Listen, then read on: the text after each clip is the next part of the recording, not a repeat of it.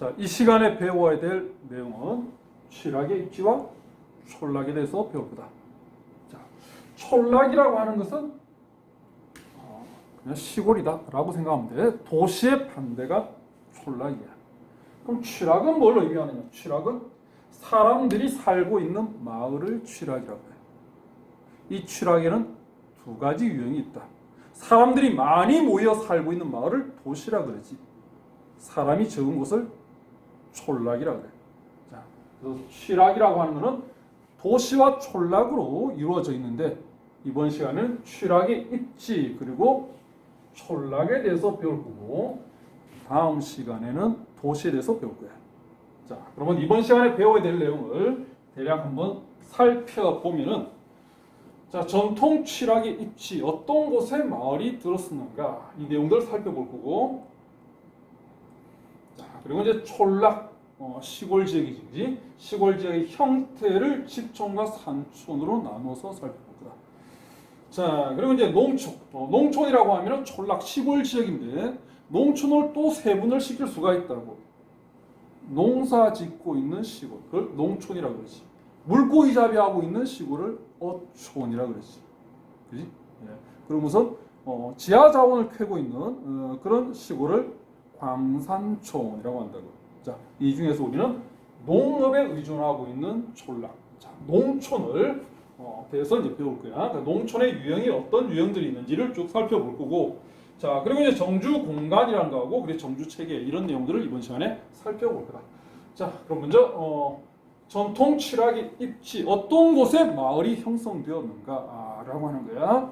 자, 그래서 일단 첫 번째 뭐가 나오냐면 특수 조건이 좋은 곳. 특수 조건이라고 하는 것은 물을 얻을 수 있는 곳이야. 자, 물 구하기 어려운 지역에서는 마을 입지의 첫 번째 조건이 물이 될 수밖에 없지. 자, 사막에다 집을 짓겠다라고 생각을 해봐. 사막 물 없잖아, 그지? 그러면 무조건 어디다 집을 지을 수밖에 없는가? 오아시스 일대에 집을 지을 수밖에 없겠지. 자, 그래서 물 확보가 어려운 지역 같은 경우에는 물을 얻을 수 있는 곳, 물 나는 곳에 마을이 들어선다라는 거야. 자, 그럼 우리나라에서 물 구하기 어려운 데가 어떤 곳이 있습니까? 자, 제주도는 기만함의 특성상 물이 전부 다 땅속으로 빠져버리지. 지표수가 부족하지. 자, 이렇게 땅속으로 빠졌던 물이 어디서 솟아났느냐? 해안가에서 솟아났지, 그지? 해안가에 용천대가 형성이 되어 있었다고. 자, 그래서 제주도 같은 경우에는 해안가에서 물을 얻을 수 있기 때문에 해안가 쪽에 마을이 형성이 되었다. 자, 그 다음에 선상지 보자고. 선상지도 제주도하고 비슷하게 땅속으로 물이 흘러갔지. 공유천이라고 그랬지. 우리 지형 단원할 때 배웠다. 자, 이렇게 선상지에서 땅속으로 흘러가던 물이 어디서 솟아났는가? 선상지 끝부분. 그 이름을 뭐라고 그랬냐? 선단이라고 그랬지. 그래서 선상지 같은 경우에는 선단 쪽에서 물을 얻을 수 있기 때문에 선단에 마을이 들어선다라는 거예요. 자, 그 다음에 피수 조건이 좋은 곳. 피수라고 하는 것은 물을 피할 수 있는 조건이라는 거예요. 그래서 홍수 피해가 많이 나는 곳은 쉽게 마을들이 침수가 될 우려가 많기 때문에 홍수 피해를 줄일 수 있는 곳, 즉 물을 피할 수 있는 곳에 마을이 들어선다는 거예요. 그래서 침수 피해가 많은 지역 같은 경우에는 피수 조건이 좋은 곳에 마을이 들었었는데, 자, 대표적인 침수가 많이 되는 지역이 어떤 곳이 있습니까? 자, 우리 지형단을 하면서 홍수 때 강물이 하천이 범람하면서 넘치면서 만들어지는 지형이 있었거든. 그 지형을 뭐라고 했느냐? 범람원이라고 했지. 범람원. 자, 범람원은 두 개의 지역으로 나누었어. 하천 바로 인접한 곳, 모래가 퇴적되어 있고 주변보다 고도가 좀 높은 곳을 차연제방이라고 했고, 하천에서 멀리 떨어져 있는 곳을 배후습지라고 그랬지. 어디가 침수 피해를 줄일 수 있는 곳? 하천 바로 인접한 자연제방이었지. 그래서 범람 같은 경우에는 자연제방에 마을이 들었었다. 왜? 홍수 피해를 줄일 수 있기 때문에. 자, 그 다음에 이제 교통하고 관련되는 취락. 교통이 편리한 곳에도 마을이 형성이 되는데, 자, 먼저 도로교통, 즉 육상교통이 편리한 곳에 들어서 있는 마을을 뭐라고 했냐면 역원취락이라고 그랬어요. 자, 역원취락이라고 하는 것은 역 또는 원에 형성되어 있는 마을을 얘기하는데, 역 또는 원이라고 하는 것은 과거 관리들이 지방으로 공문서 전달하러 말 타고 지방으로 막 가잖아, 그지? 그러다가 하룻밤 묵었다 가는 거, 또는 말이 지치면 말을 갈아타야 되지, 말을 갈아타는 것, 이런 것을 역 또는 원이라고 불렀다는 거예요. 자, 그래서 이런 역원취락이 있던 것은 아직까지도 그 마을의 지명 이름에 역이라든지 원이라든지 이런 단어가 들어가 있는 경우가 많다고. 자, 그래서 마을 이름에 역이라든지 원 또는 마, 파바, 거리 이런 단어가 들어가 있는 마을들, 이런 데는 과거 역원취락이었을 가능성이 높다라는 것이. 자, 그래서 뭐 역촌동, 이태원 쭉 해서 쭉 나오는데, 자, 니네들의 조금 익숙한 지명들을 본다 그러면 이태원은 들어봤지, 그지? 이태원. 자, 그리고 영화 제목으로도 나왔던 말죽거리라는 것도 있지, 그지? 이런 데가 과거 역원취락이었다라는 거야. 자, 그다음에 수상교통이 편리한 곳.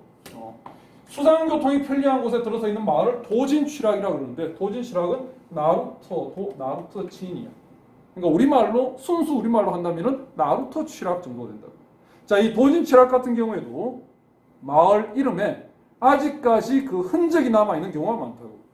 자, 마을 이름에 뭐가 들어가 있냐면은 도라든지 진이라든지 포라든지 이런 단어가 들어가 있는 마을은 과거 나루터 취락, 도진 취락이었을 가능성이 높다라는 거예요.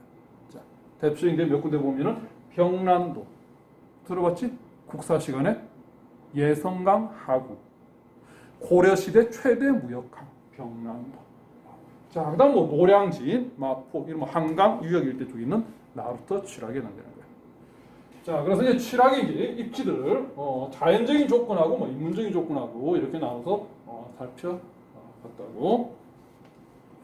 자, 그다음 내려가서 이제 촌락의 형태를 보자고.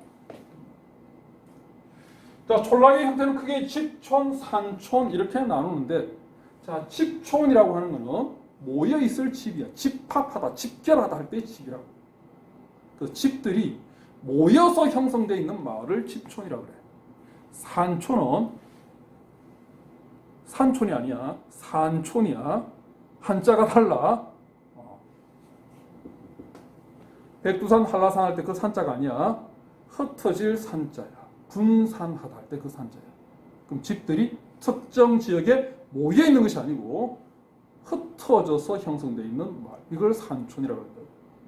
자, 우리 지도에 보면은 두 개의 형태가 나와 있는데, 자, 이 지도에서 이제 농경지가 나오지, 그지? 벽지리라고 하는 마을인데, 여기 보면은 작은 사각형으로 표시되어 있는 이게 뭐라 그래? 이게 집이거든. 가옥이야, 이게. 그러면은 여기는 보면은 이 일대 쪽에 여기에 집들이 대거 몰려 있잖아, 그지? 이런 형태의 마을을 집촌이라 그러는 거예요. 자, 반면에 여기 봐, 사목리라고 하는 이 마을은 보면은 집들이 군데군데 특정 지점에 안 모여 있다고, 흩어져 있다고. 이렇게 흩어져 있는 마을을 산촌이라 그러는 거예요. 그래서 가옥이 모여 있느냐, 흩어져 있느냐 가지고 집촌하고 산촌은 이렇게 구분을 한다는 거예요. 자, 그러면 어떤 경우에 집촌이 형성되고 어떤 경우에 산촌이 형성되는가? 자, 집촌이 형성되는 경우에는 공동 작업을 필요로 하는 경우. 어떤 일을 하는데 나 혼자서 일을 해결할 수가 없어. 여러 사람들이 모여서 협동 노동을 해야 돼. 그러면 집들이 모여 있어야지 많은 노동력을 쉽게 얻을 수가 있겠지. 우리나라 대부분 농촌 지역은 과거 벼농사를 했지, 그지? 벼농사는 물론 지금이야 트랙터 가지고 뭐 기계화를 해가지고 혼자서 농사 지을 수 있지만, 과거에는 혼자서 농사 지을 수 있는 그런 농업이 아니었거든. 공동 작업이 필요하다고. 그래서 우리나라 시골 지역들이 대부분 다 벼농사에 대한 의존도가 높았기 때문에 공동 작업을 필요로 했다는 거예요. 그래서 우리나라 전통 농촌들은 대부분 보면 집촌 형태를 띠는 경우가 많다는 거예요.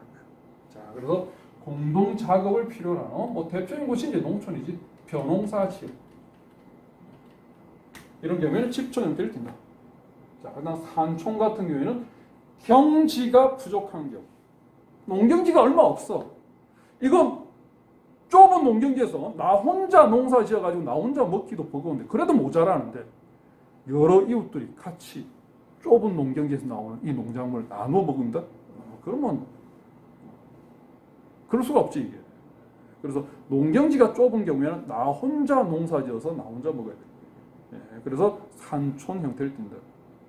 자, 이 대표적인 경지가 부족한 경우에는 산간 지역에 들어가 있는 산지마을, 산지촌 같은 경우에는 산간지대는 농경지가 별로 없지, 그지?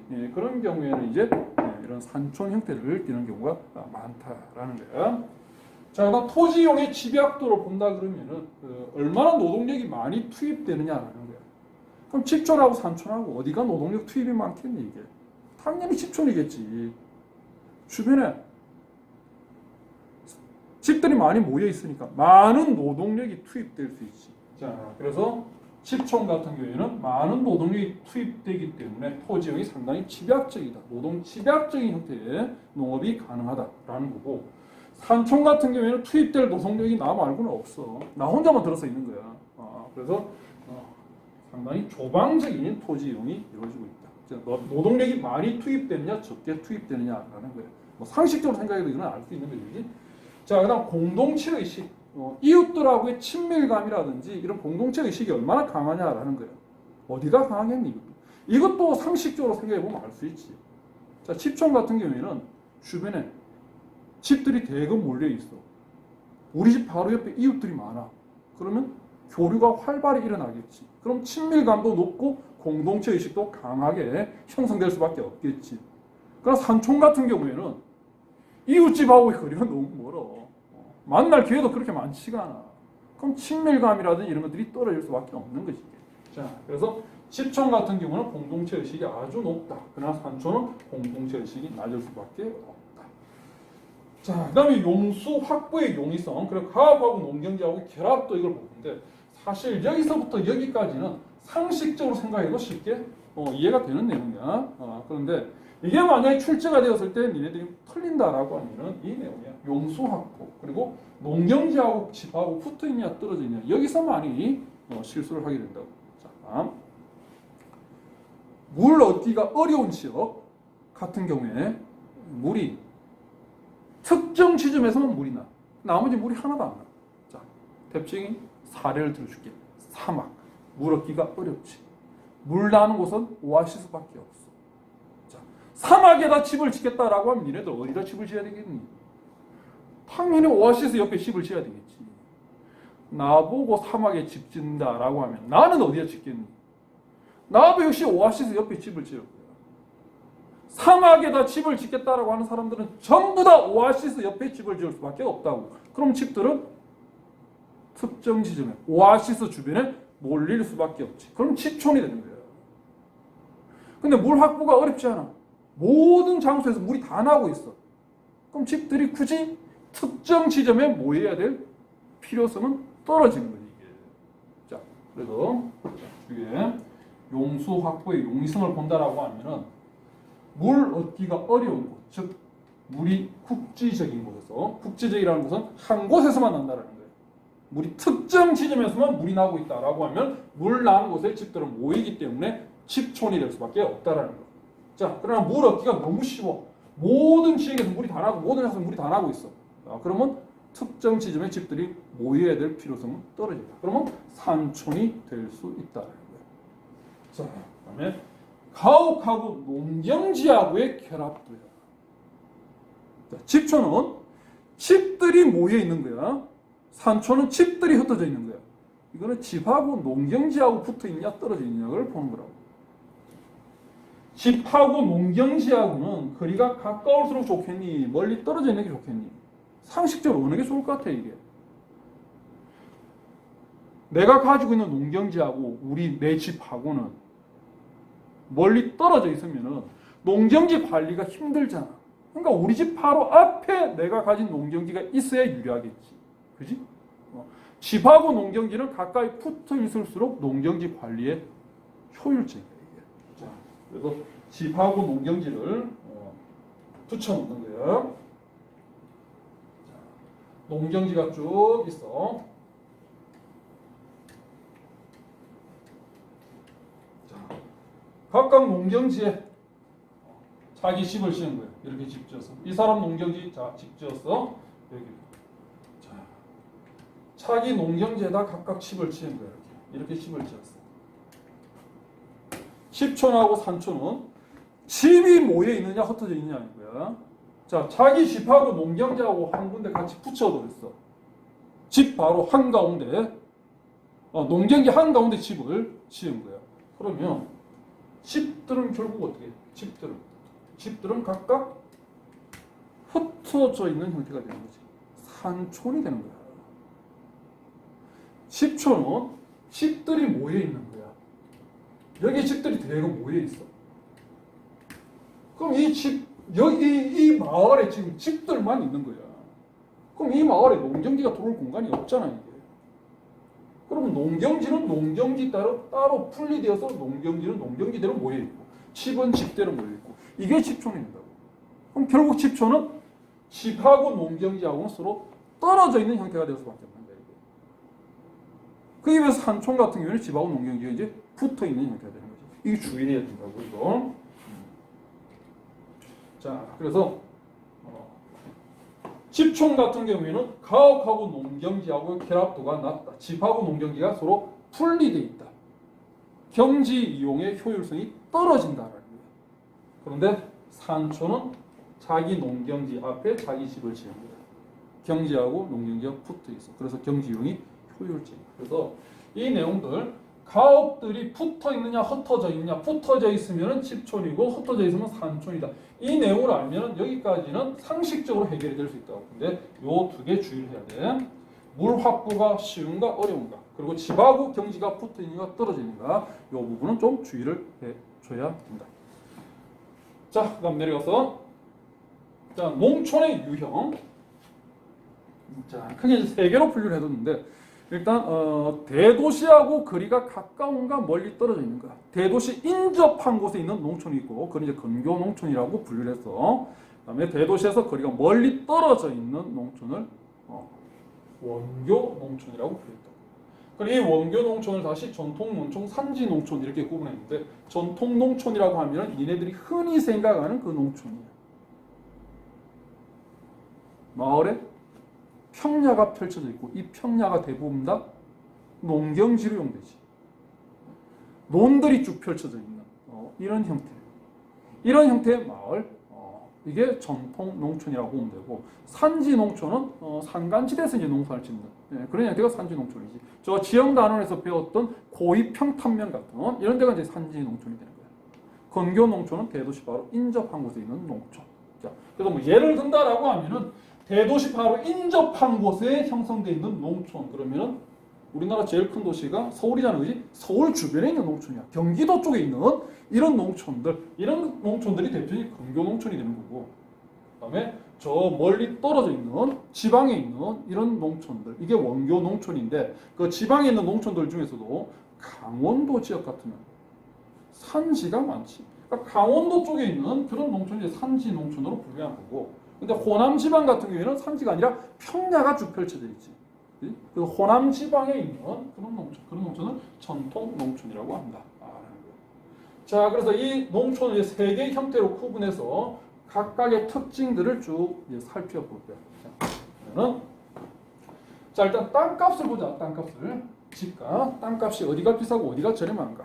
자, 대도시 인접해 있는 농촌 지역 같은 경우에는 대도시가 땅값이 비싸기 때문에 대도시에 집장만을 하지 못한 사람들이 바로 인접한 곳으로, 대도시 인접한 곳으로 빠져나오시, 교외화 현상. 자, 그러면 대도시 사람들이 계속 교외 지역으로 빠져나오니까 여기는 토지에 대한 수요가 높아지고, 그럼 땅값이 비쌀 수밖에 없지. 그래서 근교 농촌은 땅값이 비싸다, 시가가 높다.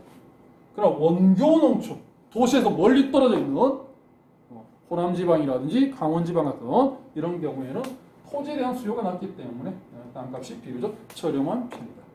자, 이 땅값이 뭐에 영향을 주느냐 하면은 토지용의 집약도, 그리고 농경지의 규모, 그다음에 농업 경영 방식에 영향을 준다. 자, 토지용이 집약적이냐 조방적이냐 이걸 본다라고 하면, 땅값이 저렴하면 토지를 그렇게 집약적으로 이용할 필요성이 떨어지지.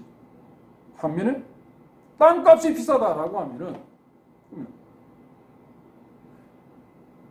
많은 땅값을 지불하기 위해서는 여름 한철만 농사지어서는 안 된다라는 거야. 겨울철에도 농사를 지어야 돼. 비닐하우스 같은 거 설치해야 되지. 이게. 토지용이 집약적일 수밖에 없다고. 높은 땅값을 지불하기 위해서 그럴 수밖에 없다라는 거예요. 자, 그래서 땅값이 저렴한 원교 지역 같은 경우에는 상대적으로 토지용이 상당히 조방적인 편이다. 그런데 근교 지역은 높은 땅값을 지불하기 위해서는 겨울철에도 농사를 지어야 된다. 상당히 토지용이 집약적이다라는 거예요. 그러니까 농경지의 규모를 보자고. 땅값이 비싸면은 많은 농경지를 가지고 농사 짓는 게 부담스럽지. 땅값이 저렴하면은 수만 평의 땅을 가지고 농사를 짓더라도 큰 부담이 없어. 자, 그래서 땅값이 저렴한 곳은 원교 지역은 상당히 농경지 규모가 넓게 나. 한 사람당 차지하고 있는 농경지가 굉장히 넓다고. 대규모로 농사를 짓고 있는 거야.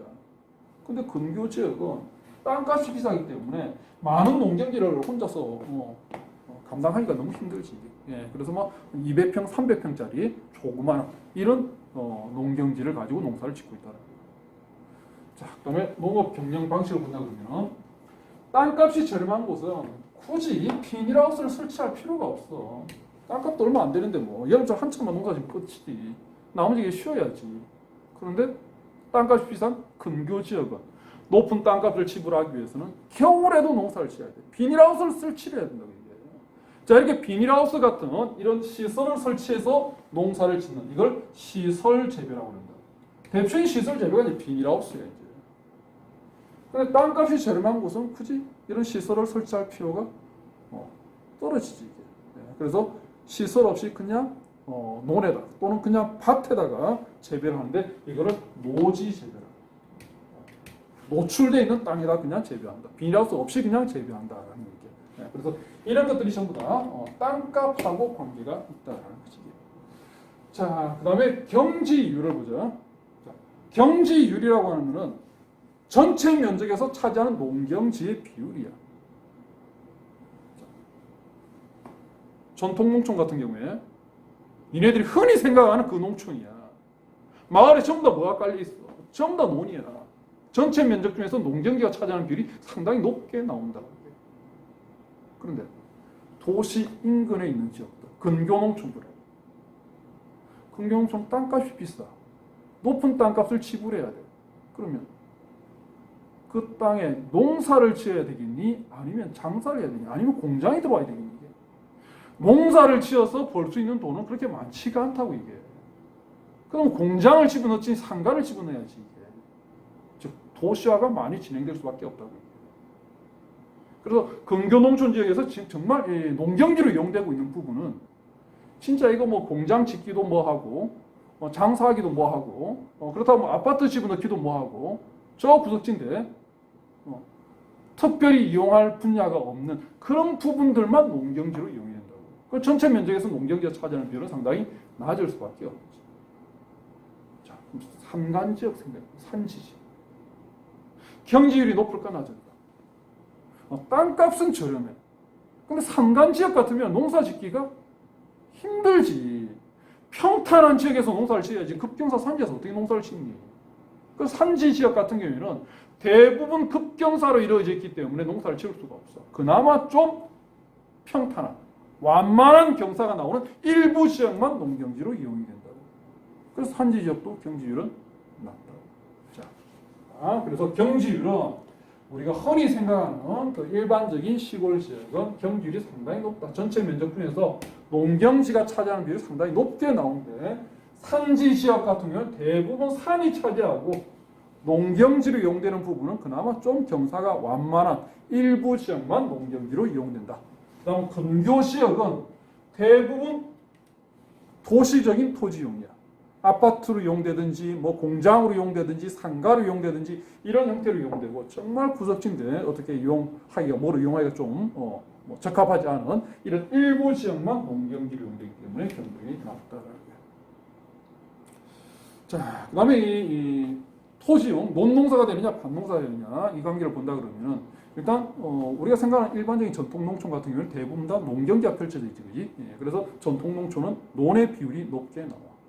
자, 근데 산지 지역은 농사를 지으려면 평야에서 논농사를 하려면 벼농사를 하려면 평야에서 벼농사를 하지 산간지대에서 벼농사를 하는 게 아니잖아 이게. 그러니까 산지 지역은 벼농사하기에 불리하지 이게. 그래서 대부분 다 팥작물, 채소 같은 이런 것들을 재배한다고. 그 산지 농촌의 대표적인 곳이 고위평탄면이라고 그랬잖아. 고위평탄면에서의 토지용, 뭐로 이용된다 그랬니? 논농산이 아니잖아. 고랭지 농업. 여름철 서늘한 기후를 이용해서 채소를 재배하는 거. 배추라든지 무라든지 이런 거 재배하는 이게 고랭지 농업이지. 산지 농촌도 밭의 비율이 높게 나옵니다. 그럼 근교 농촌은 어떻게 될까? 근교 농촌은 일단 산이 아니고 근교 지역이 일단 뭐 평야들이 펼쳐져 있을 거야. 이걸 논으로 이용할까? 밭을 이용할까? 자, 여기는 땅값이 비싸요. 높은 땅값을 지불해야 돼.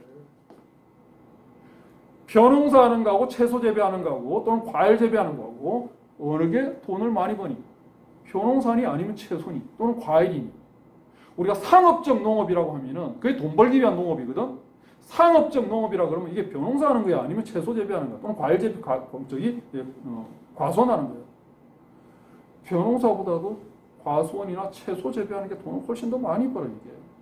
그래서 근교 지역은 땅값이 비싸기 때문에 높은 땅값을 지불하기 위해서는 돈이 되는 채소나 과일을 재배해야 된다고.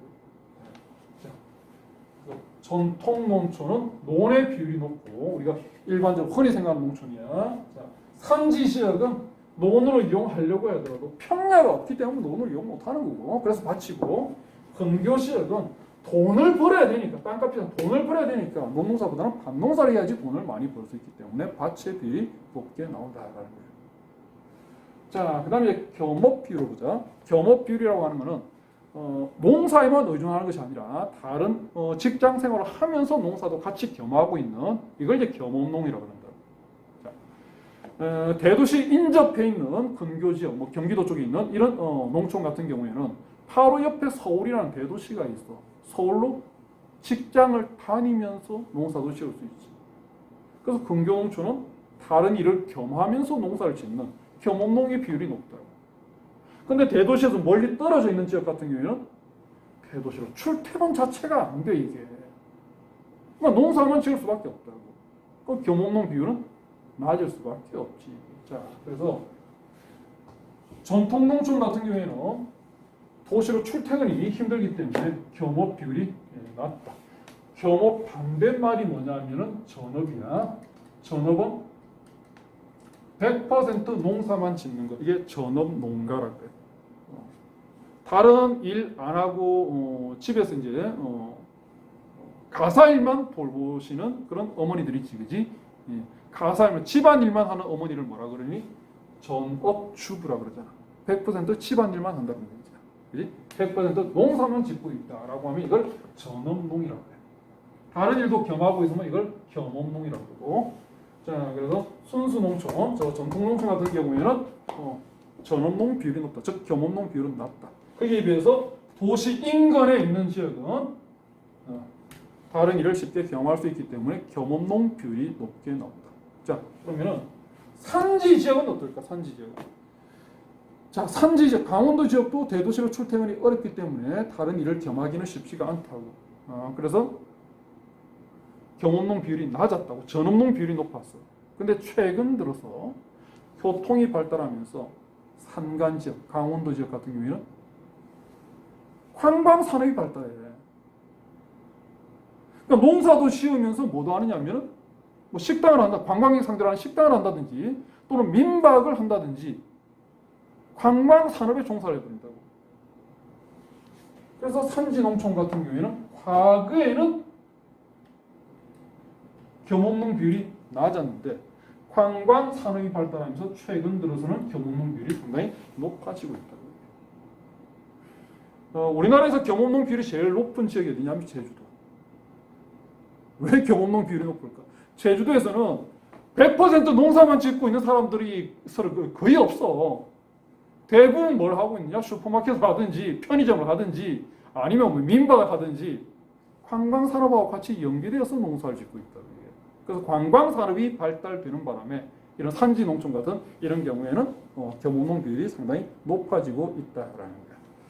자, 그다음 옆에 있는 이 자료를 보면은 뭐가 나왔냐면은 한 농가당 얼마만큼의 농경지를 가지고 있는가, 농가당 경지 규모, 그리고 어떤 농작물을 재배하고 있는가, 자, 이렇게 나와 있는데 지금 제시되어 있는 지역이 평창, 남양주, 김제 이렇게 나와 있거든. 자, 평창은 강원도 지역이지, 그지? 그러니까 대표적인 산지 농촌에 해당되는 거예요. 남양주는 어디 있어? 경기도지. 서울 바로 옆에 붙어 있지 이게. 근교 농촌이야. 김제는 어디 있어? 김제는 전라북도. 우리나라에서 유일하게 지평선이 관찰된 곳이야. 평야가 엄청나게 넓게 펼쳐져 있다고. 그 대표적인 전통 농촌 벼농사하고 있는 지역이야. 그러면서 경지 규모가 나와 있어. 농부 한 명당 얼마만큼의 경지를 가지고 있는가. 자, 농경지의 규모. 어디가 대규모라 그랬니? 땅값 저렴한 곳이 대규모지. 땅값이 비싼 근교 지역은 농경지 규모가 작을 수밖에 없다라고 했다. 자, 그래서 봐. 2헥타르 이상, 1헥타르에서 2헥타르 사이 0.5에서 1헥타르, 그 다음에 0.5헥타르 미만 이렇게 본다라고 하면은, 자, 평창하고 김제 같은 도시에서 멀리 떨어져 있는 지역은 2헥타르 이상 대규모의 농경지를 가지고 있는 농가 비율이 높게 나와. 근데 남양주는 2헥타르 이상 가지고 있는 농가의 비율이 상당히 낮지. 그에 비해서 0.5헥타르 미만 소규모 농경지를 가지고 있는 농가 비율이 높지. 그렇지? 그래서 이런 자료를 주면 여기가 근교 지역이다, 이쪽은 원교 지역이다 구분할 수 있다라는 거야. 자, 그다음 어떤 농작물을 재배하느냐라는 거예요. 그래서 과일을 재배하느냐, 채소를 재배하느냐, 식량작물을 재배하느냐라는 건데, 식량작물에는 어떤 게 있느냐 하면은 대표적인 식량작물이 이제 벼가 있지, 그지? 그 외에도 옥수수라든지 감자라든지 콩이라든지 이런 것들이 식량작물이거든. 근데 우리나라에서 식량작물이다 그러면은 우리나라에서 재배되는 식량작물의 90%는 쌀이야. 그래서 식량작물이다라고 하면 이거는 그냥 쌀이구나, 벼농사구나 이렇게 생각하면 된다고. 자, 보자고. 평창하고 김제하고, 김제는 전통 농촌이야. 주변에 전부 다 평양, 논이 쭉 깔려 있다. 그래서 식량 작물의 비율이, 재배 비율이 상당히 높게 나와. 거기에 비해서 근교 지역인 남양주라든지 평창 같은 경우에는 상대적으로 식량 작물 재배 비율이 낮지. 벼농사 재배 비율이 낮게 나와. 대신에 뭐가 많이 나오느냐? 이게 많이 나오지. 채소, 밭 작물의 비율이 높게 나온다. 자, 이 자료가 실제 수능에 출제됐던 자료야. 수능에서는 어떻게 나와 있느냐 하면은 평창, 남양주, 김제를 지도상에 표시를 해뒀어.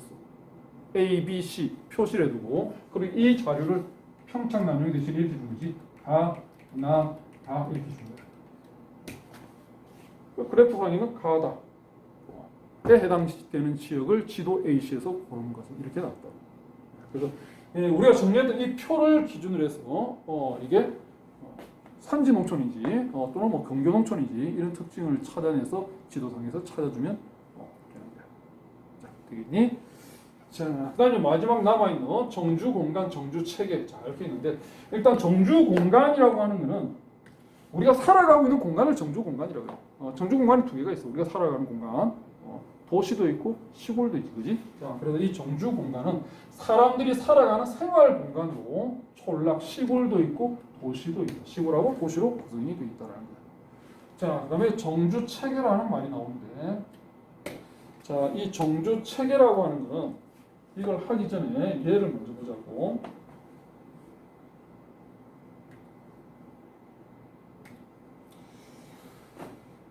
정주 체계하고 유사한 말로 어떤 용어가 있냐면은 도시 체계라는 게 있어. 실제 정주 체계보다는 도시 체계를 더 많이 물어봐. 네? 자, 도시 체계라고 하는 거는 여러 개의 도시들이 있어. 우리나라에 여러 도시들 있잖아, 그지? 서울, 부산, 대구, 대전, 광주, 인천 많이 있잖아, 그지? 이 도시들이 각각 홀로 독립적으로 존재하는 것이 아니라 이 도시들이 서로 뭘 하느냐? 상호작용을 하고 있다. A라는 도시도 있고 B라는 도시, 자 이런 도시들이 쭉 있어. 이런 도시들이 쭉 있는데 이 도시들이 독립적으로 홀로 존재하는 것이 아니라 상호작용을 하고 있다는 거야. 상호작용을 하고 있다는 얘기는 도시들 간에 사람들이 왔다 갔다 하고 상품들 왔다 갔다 하고 전화, 문자 주고받고 있고 뭐 고속버스 왔다 갔다 하고 이런 것들이 도시 간의 상호작용이야. 자, 이렇게 상호작용하고 있는 이 도시들의 전체 집합체를 뭐라고 하느냐? 이걸 도시체계라고 해요. 자, 이 상호작용하는 형태를 보면은 어디가 큰 도시이고 어디가 작은 도시인지를 찾을 수가 있다고. 큰 도시일수록 상호작용이 많겠지. 작은 도시는 상호작용이 적어. 자, 그러면 여기서 어디가 큰 도시인가? A, B, C, D 중에서 제일 큰 도시는 상호작용을 제일 많이 하고 있는 자, A 도시가 제일 큰 도시. 이게 대도시야. 제일 규모 작은 도시는 상호작용이 제일 적은 도시. 어디가 될까? T, B지. 이게 소도시야. 그리고 B하고 C는 뭐 중간 정도의 도시. 그리고 이 상호작용하는 이 형태를 보면은 어디가 대도시이고 어디가 소도시인지 이게 구분이 된다고. 자, 도시를 대도시, 중도시, 소도시 이렇게 나누는 것을 뭐라고 하냐? 이걸 계층 구조라고 해요.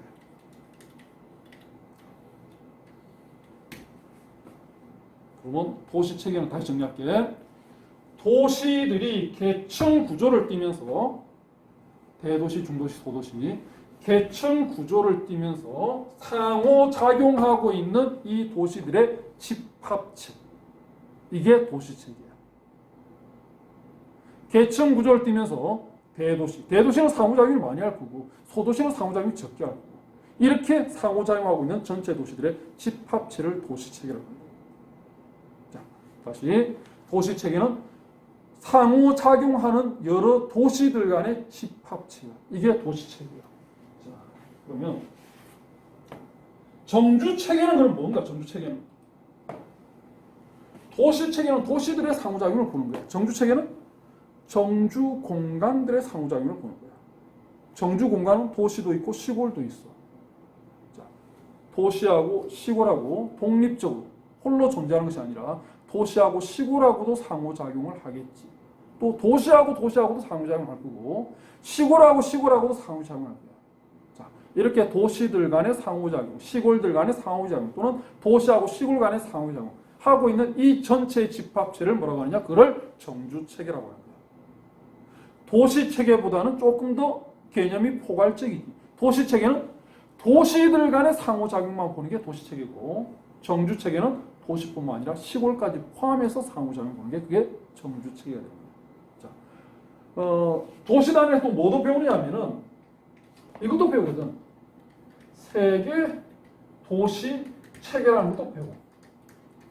자, 세계 도시는 뭘 세계 도시라고 하냐? 세계적으로 영향력을 행사할 수 있는 그런 도시를 세계 도시라고 해요. 대표적인 세계 도시는 뉴욕, 런던, 파리, 뭐 도쿄, 서울 이런 데가 세계 도시야. 세계 도시 체계는 뭐겠니? 도시 체계 개념만 정확히 알고 있으면 세계 도시 체계도 자동으로 알게 돼. 이 세계 도시들이 홀로 독립적으로 존재하는 것이 아니라 이 세계 도시들도 서로 상호작용을 하고 있겠지. 상호작용하고 있는 이 세계 도시들의 집합체, 이게 세계 도시 체계야. 그럼 이 세계 도시들 중에서도 상호작용이 많이 일어나고 있는 세계 도시가 될 거야.